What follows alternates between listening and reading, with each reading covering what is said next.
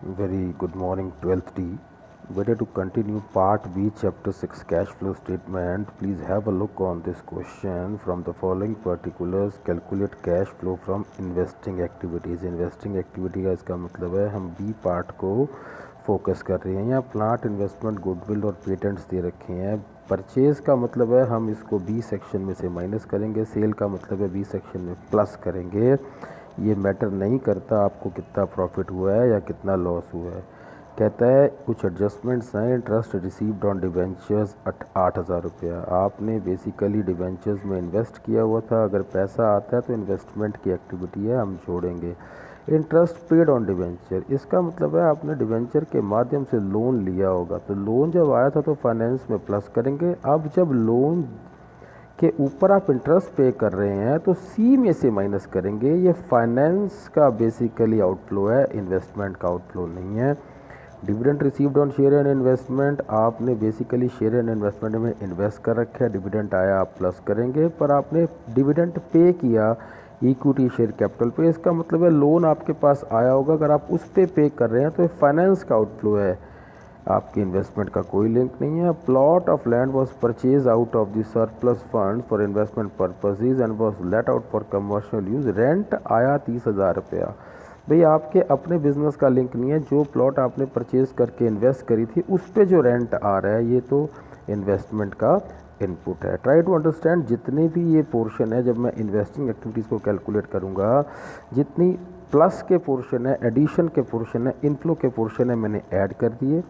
और बेसिकली जो हमने परचेज़ करा है या आउटफ्लो के पोर्शन है हमने वो माइनस कर दिए, जिससे आपके पास नीचे ये आंसर आपके पास आता है 4,72,000 नेगेटिव। ट्राई टू अंडरस्टैंड बच्चों, अगर कोई नेगेटिव आंसर है तो हम नेट कैश यूज्ड इन लिखेंगे, हम फ्रॉम नहीं लिखेंगे। ये बहुत इंपॉर्टेंट पार्ट है। Next, ascertaining missing figure by preparing fixed asset account. हमें ना अगर फिक्स एसेट नॉन कर इन्वेस्टमेंट या फिक्स एसेट के अंदर ओपनिंग क्लोजिंग बैलेंस दे रखा है और अगर नीचे कोई एडजस्टमेंट है तो हम उसका बेसिकली अकाउंट बनाएंगे। अकाउंट से निकलेगा कितनी सेल हुई थी, कितना परचेज हुआ था, कितना डेप्रिसिएशन कटेगा, ये सब अकाउंट से निकाला जाएगा। Preparation of fix account on the written down value basis. अगर क्लास 11th को आप ध्यान रखें तो ये आपका मेथड नंबर 2 है कि आपकी accumulated depreciation on the asset है for the both years. It means that both the fixed asset is shown in the balance sheet are shown in the written down value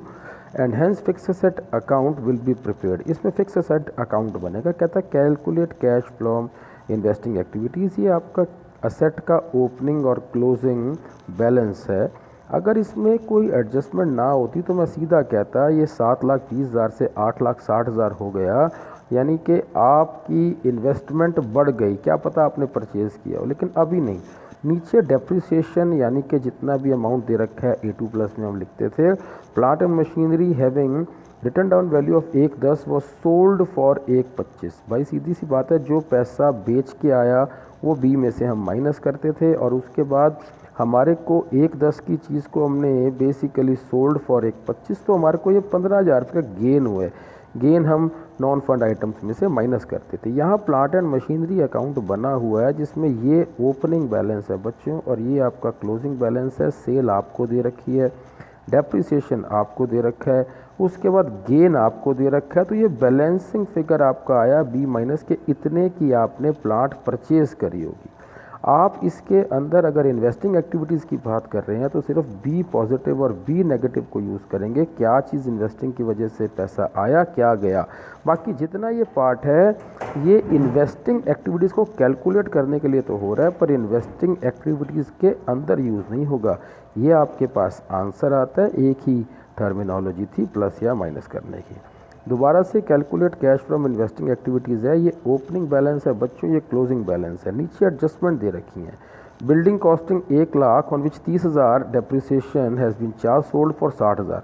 भाई 10,000 की चीज़, 1,00,000 की चीज़ पे 30,000 की depreciation है, 60,000 बेची, 10,000 का लॉस है। ये तो A2 प्लस में आपके पास जाता था और डेप्रिसिएशन आपको बिल्डिंग पे 50,000 दे रखी है। आपने फिक्स एसेट अकाउंट बनाया कि आपके पास ये ओपनिंग बैलेंस है, ये क्लोजिंग बैलेंस है, ये आपके पास सेल दे रखी है, लॉस आपके पास आया है, जो पिछली बार गेन आया था, जो इधर आएगा डेप्रिसिएशन। आपके पास बैलेंसिंग फिगर बी माइनस इतने का आपने बिल्डिंग परचेज करा। जब आपने इन्वेस्टिंग एक्टिविटीज़ कैलकुलेट करना है, आपने सिर्फ sale and purchase of building दिखानी है या इन्वेस्टिंग एक्टिविटीज़ के अंदर इनफ्लो या आउटफ्लो दिखाना है।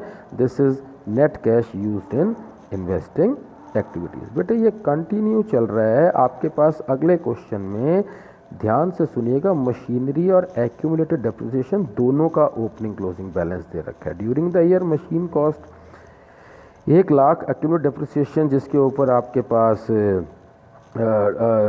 Depreciation there on 44,000, sold for 30,000, यानी कि लॉस आपके पास 26,000 रुपये का हो गया, जो आप A2 प्लस में दिखाएंगे।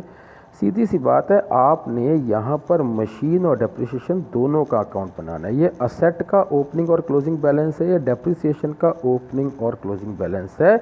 इतनी डेप्रिसिएशन 44,000 रुपये आपको गिवन है।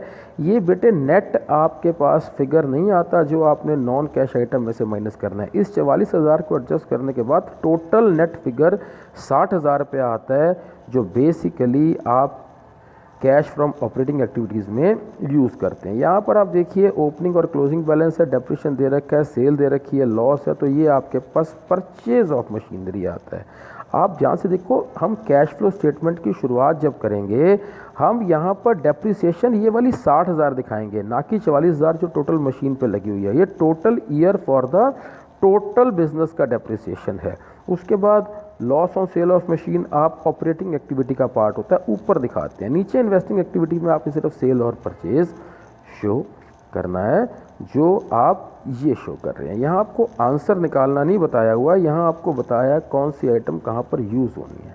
अगला क्वेश्चन भी इन्वेस्टिंग एक्टिविटीज़ के लिए है। ये सारे opening balances for the items हैं, ये सारे closing balances for the items हैं। भाई ध्यान से, this is opening balance, this is not closing balance and this is your closing balance.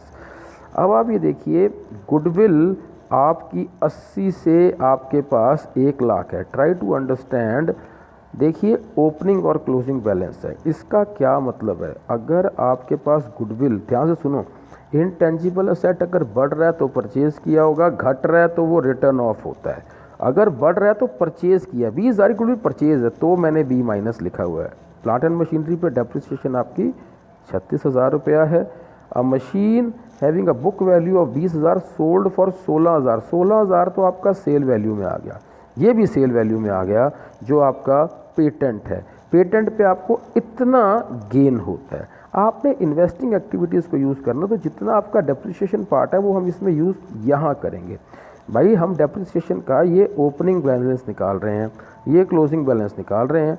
आपके पास दिस इज़ द फिगर, और ये बाय डेप्रिसिएशन आपके पास ये चीज़ गिवन है, और ये आपके पास नेट डेप्रिसिएटेड वैल्यू आती है। प्लांट एंड मशीनरी में भी वही है बेटे, पेटेंट है, असेट अकाउंट का ओपनिंग क्लोजिंग बैलेंस, पेटेंट का ओपनिंग क्लोजिंग बैलेंस।